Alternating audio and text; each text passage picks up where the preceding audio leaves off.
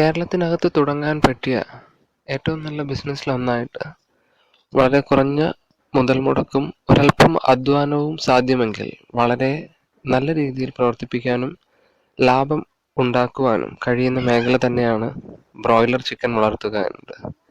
കാരണം മറ്റ് ഏതൊരു ഇറച്ചി ആവശ്യങ്ങളെക്കാളും കൂടുതൽ കോഴി ഇറച്ചിയാണ് മലയാളികൾ പ്രിഫർ ചെയ്യുക. ബീഫോ കാടയോ താറാവോ മറ്റേതിനേക്കാളും കൂടുതൽ കേരളീയർക്ക് പ്രിയം കോഴിയിറച്ചി തന്നെയാണ് ഇന്നും. അതിനാലാണ് ഈ വിപണിക്ക് ഇന്നും മങ്ങലേൽക്കാത്തതിനൊരു പ്രധാന കാരണം. വിദേശത്ത് നിന്ന് ജോലി മതിയാക്കി നാട്ടിൽ വന്നൊരു ബിസിനസ് തുടങ്ങുവാൻ താല്പര്യപ്പെടുന്നവർക്കും ഇത് വളരെ യോജ്യമായ ഒന്നാണ്. ഇനി ആദ്യഘട്ടം എന്ന് പറയുന്നത് ഇതിന് വേണ്ടി വരുന്ന സാധനങ്ങൾ സ്ഥലമാണ്. സ്ഥലം അയൽവാസികളുടെ എതിർപ്പ് ഉണ്ടാവാത്ത സ്ഥലം വേണമെങ്കിൽ തിരഞ്ഞെടുക്കാം. റബ്ബർ തോട്ടത്തിനകത്തോ തെങ്ങിൻ പുരയിടത്തിനകത്തോ അല്ലെങ്കിൽ പഞ്ചായത്തിൻ്റെ അനുമതിയും ലൈസൻസോട് കൂടി തന്നെ ജനവാസം അധികമില്ലാത്തൊരു സ്ഥലം തിരഞ്ഞെടുക്കുന്നതാണ് ഏറ്റവും നല്ലത്. പഞ്ചായത്തിൻ്റെ ലൈസൻസ് ലഭിക്കുന്നതിന് വലിയ ബുദ്ധിമുട്ടൊന്നുമില്ല. പരിസര മലിനീകരണം വളരെ കുറഞ്ഞ രീതിയിലേ ഉണ്ടാവുന്നുള്ളൂ. അതുകൊണ്ട് പഞ്ചായത്തിൻ്റെ ലൈസൻസ് ഇതിന് ലഭിക്കുന്നതിന് വളരെ എളുപ്പമാണ്. പഞ്ചായത്ത് ഓഫീസ് അന്വേഷിക്കുകയാണെന്നുണ്ടെങ്കിൽ അതിന് വേണ്ടുന്ന ഫോമുകളും മറ്റ് അനുബന്ധ പേപ്പർ വർക്കുകളും ചെയ്യാവുന്നതേ ഉള്ളൂ. ഇനി ലോണിന് വേണ്ടി നിങ്ങൾക്ക് സമീപിക്കാൻ സാധിക്കുക NABARD, rural agriculture development banks, cooperative banks എന്നിവയാണ് നിങ്ങൾക്ക് ലോണുകൾക്ക് വേണ്ടിയിട്ട് സമീപിക്കാൻ സാധിക്കുക. കൂടുതൽ കാര്യങ്ങൾ നിങ്ങൾക്ക് അഗ്രികൾച്ചർ ഓഫീസർ മുഖേനയും നിങ്ങൾക്ക് ലഭ്യമാവും. ഇനി സ്ഥലം എത്രത്തോളം വേണമെന്നതാണ്. അത് വളർത്തുന്ന കോഴിയെ ആശ്രയിച്ചിരിക്കും. ബ്രോയിലർ ചിക്കനാണ് വളർത്തുന്നതെങ്കിൽ അത് ഭക്ഷണം കഴിക്കുക, വെള്ളം കുടിക്കുക, അവിടെ തന്നെ കിടക്കുക എന്നതാണ്. അധികം സഞ്ചാരം ആവശ്യമില്ല. എങ്കിൽ തന്നെയും 3 സ്ക്വയർ ഫീറ്റ് വേണം ഒരു ഇറച്ചിക്കോഴിയുടെ സുഗമമായ വളർച്ചയ്ക്ക്. മുട്ടയിടുന്ന കോഴിയാണെങ്കിൽ അത് 4 സ്ക്വയർ ഫീറ്റ് ആയിട്ട് മാറും. ഇതാണ് അതിൻ്റെ വ്യത്യാസം. ഇനി കൂട് നിർമ്മാണം. വളരെ ചിലവ് കുറഞ്ഞ രീതിയിൽ തന്നെ നിങ്ങൾക്ക് കൂടുണ്ടാക്കാവുന്നതേ ഉള്ളൂ. കാരണം സിമ്പിളായിട്ടുള്ള ഒരു മെത്തേഡ് പറയാം. വ്യാസമുള്ള പൈപ്പ് 10 ഇഞ്ച് വ്യാസമുള്ള പൈപ്പ് 2ആയിട്ട് മുറിച്ചതിന് ശേഷം നിലത്തൊരു കുഴി കുഴിച്ച് അതിനകത്ത് എൽ ഷേപ്പിൽ 3ഓ 4ഓ കമ്പി അതിനകത്ത് ഇറക്കി വെച്ചിട്ട് കോൺക്രീറ്റ് ഫില്ല് ചെയ്ത് കഴിഞ്ഞാൽ നിങ്ങൾക്ക് ഒരു ദിവസം തന്നെ 2 തൂണുകൾ വാർക്കാം. 3 മണിക്കൂറോളം മതിയാവും അതിൻ്റെ സെറ്റിംഗ് ആവാൻ. സൈഡിൽ തൂണുകൾ ഉറപ്പിച്ചതിന് ശേഷം ടാർപോളിനും ചൂട് കുറയ്ക്കാനായിട്ട് അതിനു മുകളിൽ പട്ടയോ മറ്റോ നിരത്തി നിങ്ങൾക്ക് ഈ കാണുന്ന തരത്തിലുള്ള കൂട് വളരെ സിമ്പിളായിട്ട് നിർമ്മിക്കാവുന്നതാണ്. താഴെ ഒരു വരി ഹോളോ ബ്രിക്സ് കല്ല് ഉപയോഗിച്ചാണ് ഇതിൽ കെട്ടിയിരിക്കുന്നത്. ചൂട് കുറയ്ക്കുന്നതോടൊപ്പം തന്നെ സൈഡിലുള്ള എയർ പാസേജിനും വളരെ പ്രാധാന്യമുണ്ട്. വളരെ ചിലവ് കുറഞ്ഞ രീതിയിൽ വില കുറഞ്ഞ മീൻ പിടിച്ചതിന് ശേഷം ഉപേക്ഷിക്കപ്പെടുന്ന വലയാണ് ഉപയോഗിച്ചിരിക്കുന്നത്. മറ്റ് ക്ഷുദ്രജീവികളുടെ ഉപദ്രവം ഉണ്ടാവാതിരിക്കാനായിട്ട്. ഇതാണ് ചിലവ് കുറഞ്ഞ കൂടുണ്ടാക്കുന്ന ഒരു മാർഗം. ഇനി അടുത്തറിയേണ്ട മറ്റൊന്ന് തീറ്റ. തീറ്റ 2 തരത്തിലുള്ള തീറ്റയാണ് നമുക്ക് കൊടുക്കേണ്ടതായിട്ട് വരിക. സ്റ്റാർട്ടറും ഫിനിഷറും. ആദ്യത്തെ 15 ദിവസം സ്റ്റാർട്ടറും പൊടി രൂപത്തിലുള്ളതും അതിനുശേഷം ഫിനിഷറും പെല്ലറ്റ് രൂപത്തിലുള്ളതുമാണ് നൽകുക.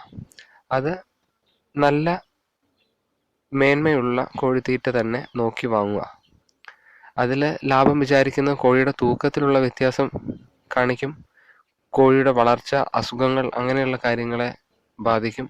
പൂപ്പലേൽക്കാതെയും അധികം സ്റ്റോക്ക് എടുത്ത് വെക്കാതിരിക്കുന്നതാണ് നല്ലത്. ആവശ്യത്തിനനുസരിച്ച് തീർന്നു പോകുന്ന തരത്തിൽ പുതിയ സ്റ്റോക്കുകൾ ഇറക്കിക്കൊണ്ടിരിക്കുക. കാരണം പൂപ്പലോ മറ്റുള്ള എന്തെങ്കിലും സംഭവിക്കുകയാണെങ്കിൽ, തീറ്റയ്ക്ക് തണുപ്പടിക്കുകയോ മറ്റെന്തെങ്കിലും സംഭവിക്കുകയാണെങ്കിൽ തീറ്റ കേടായി പോകും.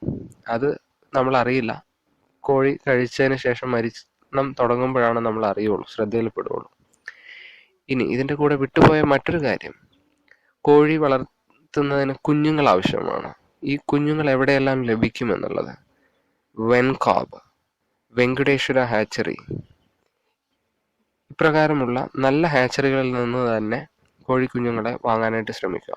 എല്ലാ കോഴി കുഞ്ഞുങ്ങൾ വിൽക്കുന്നവരും എല്ലാ ജില്ലകളിലുമുണ്ട്. അത് അന്വേഷിക്കുകയാണെന്നുണ്ടെങ്കിൽ നിങ്ങളുടെ പരിസരത്ത് എവിടെയാണ് അവരുടെ ഓഫീസ് എന്നുള്ളത് നിങ്ങൾക്ക് മനസ്സിലാവും. നെറ്റിൽ തപ്പുകയാണെന്നുണ്ടെങ്കിൽ വെൻകോബ് അല്ലെങ്കിൽ വെങ്കടേശ്വര ഹാച്ചറി എവിടെയാണ് എന്നുള്ളത് നിങ്ങൾക്ക് തീർച്ചയായും മനസ്സിലാവുന്നതാണ്. ഇനി മറ്റുള്ളൊരു കാര്യം എന്ന് പറയുന്നത് പണിക്കാരനെ വെക്കുക. ഒരു കോഴിയെ വളർത്താൻ ഒരു പണിക്കാരനെ വെക്കുന്നതിന് തുല്യം തന്നെയാണ് 10,000 കോഴിയെ വെക്കാൻ ഒരു പണിക്കാരനെ വെക്കുന്നത്. കാരണം ഇതിൽ ഭക്ഷണം കൊടുക്കുക എന്ന് പറയുന്നത് അതിനതിൻ്റെതായ പ്രത്യേക തരത്തിലുള്ള പാത്രങ്ങളുണ്ട്. ഓരോ പാത്രത്തിൽ വെക്കുന്ന വെള്ളവും തീറ്റയും 5 കിലോയോളം വരും. ഒരു പ്രാവശ്യം ഫീഡ് ചെയ്യുന്നത് വൈകുന്നേരം വരെ അത് മതിയാവും. ഇപ്രകാരം തീറ്റ വെച്ച് കൊടുക്കുന്നത് കൊണ്ട് ഒരു പണിക്കാരനെ കൊണ്ട് തന്നെ നമുക്ക് ഈ 10,000 കോഴികളെ മെയിൻറ്റെയിൻ ചെയ്യാം. അപ്പോൾ വളരെ കുറവ് കോഴിയെ വളർത്തുന്നതിന് വേണ്ടിവരുന്ന പണിക്കൂലിയും 10,000 കോഴിയെ വളർത്താൻ വേണ്ടിവരുന്ന പണിക്കൂലിയും ഒന്നാണ് എന്നാണ് പറഞ്ഞതിൻ്റെ ചുരുക്കം. ഇനി വരുന്ന കറണ്ട് ചാർജ്.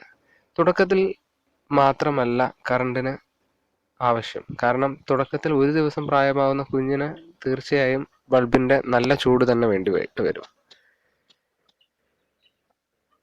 അതിനുശേഷവും രാത്രിയും ഭക്ഷണം കഴിക്കുക ആവശ്യമായതുകൊണ്ട് കൂടുകളിൽ രാത്രിയും വെളിച്ചം നൽകേണ്ടതുണ്ട്.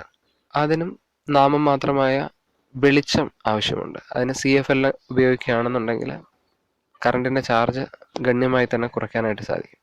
ഇതിലെല്ലാം ഉപരി ഏറ്റവും പ്രധാനപ്പെട്ടതും ഇതുവരെ പറയാത്തതുമായ ഒരു കാര്യം എന്ന് പറയുന്നത് വിപണി എന്നുള്ളതാണ്. വിപണി എന്ന് പറയുന്നത് നമുക്ക് അടുത്തുള്ള ചിക്കൻ സെന്ററുകളിൽ കൊടുക്കാം എന്നതാണ് ഒരു വഴി. അബദ്ധവശാൽ അല്ലെങ്കിൽ വളരെ യാദൃച്ഛികമായി വീണ് കിട്ടുന്ന ഒന്നാണ് ഒരു കല്യാണ ആവശ്യത്തിനോ അല്ലെങ്കിൽ ഒരു വീട് കയറിയിരിക്കുന്ന സമയത്ത് വരുന്ന ആവശ്യമോ അല്ലെങ്കിൽ ഒരു മാമോദിസയോ അല്ലെങ്കിൽ ഒരു ആദ്യ കുർബാനയോ അങ്ങനെ വരുന്ന വളരെ പെട്ടെന്നുണ്ടാവുന്ന ആവശ്യങ്ങൾക്ക് കൊടുക്കാൻ കഴിയുന്ന ഓർഡറുകളാണ്. ഇതിനെല്ലാക്കാളും ഉപരി നമുക്ക് തന്നെ ഒരു ഷോപ്പ് ഉണ്ടെന്നുണ്ടെങ്കിൽ, ഒരു വളരെ ചെറിയൊരു ഷോപ്പ്, അതിനകത്ത് ഒരു പണിക്കാരനെ വെച്ച് നമുക്ക് തന്നെ വെട്ടിക്കൊടുക്കാനായിട്ട് സാധിക്കും. അല്ലെങ്കിൽ നമുക്ക് തന്നെ വെട്ടിക്കൊടുക്കാനായിട്ട് സാധിക്കുമെങ്കിൽ ഏറ്റവും ലാഭകരമായ പരിപാടി എന്ന് പറയുന്നത് അതാണ്, വിൽപ്പനയ്ക്ക്. കാരണം ഒരു കോഴിയെ 1 കിലോ വെട്ടിക്കൊടുക്കുന്നതിന് തന്നെ ചാർജ് 20 രൂപയോളം ഉണ്ട്. അപ്പോൾ നമ്മൾ കടയിൽ കൊടുക്കുന്ന സമയത്ത് 1 കിലോയിൽ 20 രൂപ കുറയുക എന്ന് പറഞ്ഞു കഴിഞ്ഞാൽ വളരെ വലിയ അന്തരമാണ് നമുക്ക് കിട്ടുന്ന വിലയിൽ സംഭവിക്കുക. നമ്മൾ ഒരു ദിവസം പ്രായമായ കോഴിക്കുഞ്ഞിനെ വാങ്ങിക്കുമ്പോൾ ഒരുപക്ഷെ നമുക്ക് നൽകേണ്ടതായ വില 18 മുതൽ 30 രൂപ വരെ വരും. ഒരു ദിവസം പ്രായമായ കോഴിക്കുഞ്ഞിന് ആവശ്യകതയും ലഭ്യതയും അനുസരിച്ച് കോഴിക്കുഞ്ഞിന്റെ വില മാറും.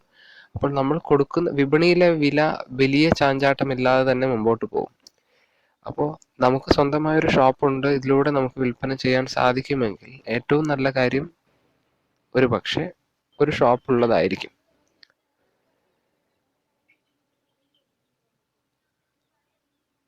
ഇത്രയെല്ലാം ഞാൻ പറഞ്ഞത് അനുഭവത്തിൽ നിന്നാണ്. വളരെ ലാഭകരമായി തന്നെ കൊണ്ടുപോകാൻ ഒരല്പം മനസ്സുണ്ടെങ്കിൽ സാധിക്കുന്ന ഏറ്റവും നല്ല ബിസിനസ്സായിട്ട് തന്നെ ബ്രോയിലർ ചിക്കൻ വളർത്തുന്ന ബിസിനസ്സിനെ കാണുന്നതിൽ തെറ്റില്ല. പക്ഷെ ഇതിൻ്റെ മാർക്കറ്റിംഗ് എന്ന് പറയുന്നത്, വിൽപ്പന എന്ന് പറയുന്നത് വളരെയധികം പ്രാധാന്യത്തോടുകൂടെ തന്നെ നമ്മൾ കാണേണ്ട കാര്യമാണ്. ഇഷ്ടപ്പെട്ടു എന്ന് വിചാരിക്കുന്നു. ഇതിലൊന്നും വിട്ടുപോയിട്ടില്ല എന്ന് കരുതുന്നു. എന്തെങ്കിലും സംശയമുണ്ടെങ്കിൽ തീർച്ചയായും താഴെ കമൻറ്റ് ചെയ്യുക. ആവുന്നതും വേഗം ഉത്തരം പറയാൻ ശ്രമിക്കാം. Thank you for watching this video.